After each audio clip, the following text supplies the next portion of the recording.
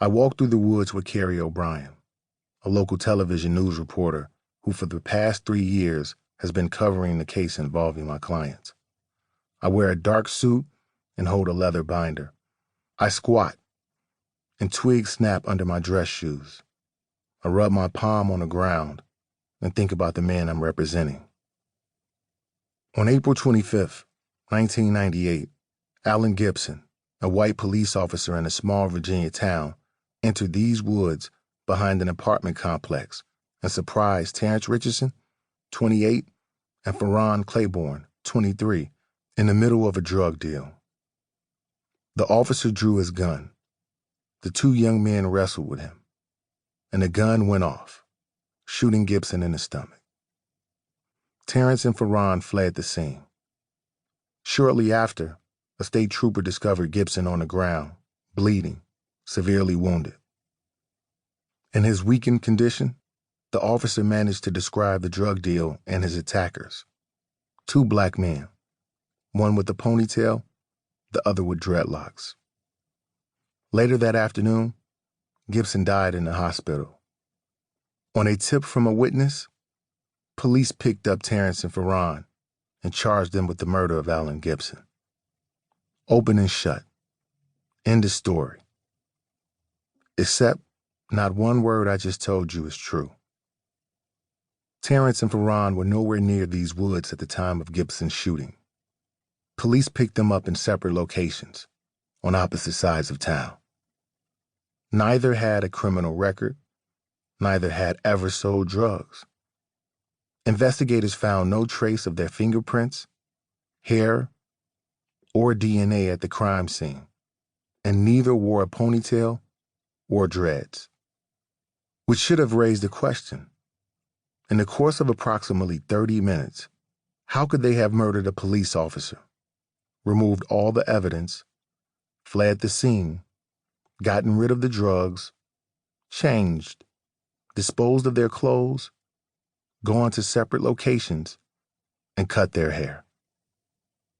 Police rounded up and interrogated nearly every young black male in Waverly, Virginia, determined to find 2 men to charge for the killing of the officer.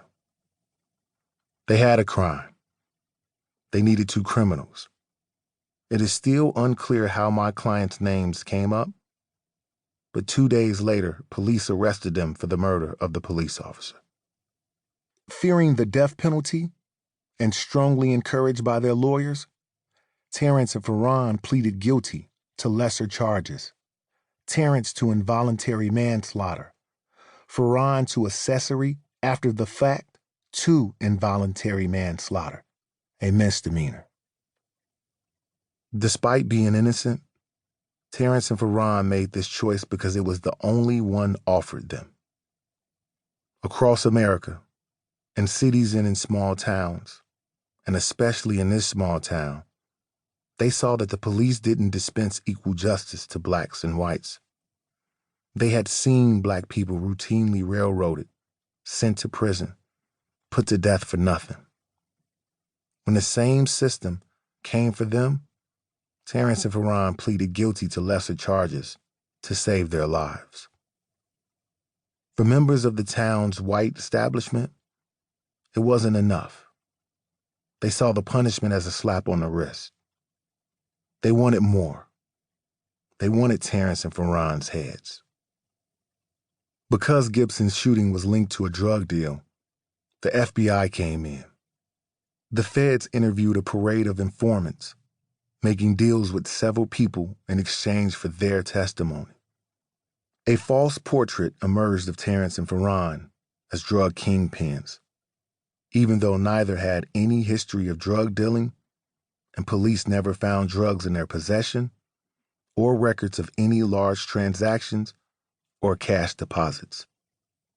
In 2001, a jury in federal court additionally found Terrence Richardson and Ferron Claiborne guilty of conspiracy to sell crack cocaine. In a rare legal action, the judge used their previous murder charge and guilty pleas as a cross-reference to enhance their drug sentence. The judge sentenced them to life in prison. 20 years later, Terrence and Ferran sit in federal prison for a crime they didn't commit.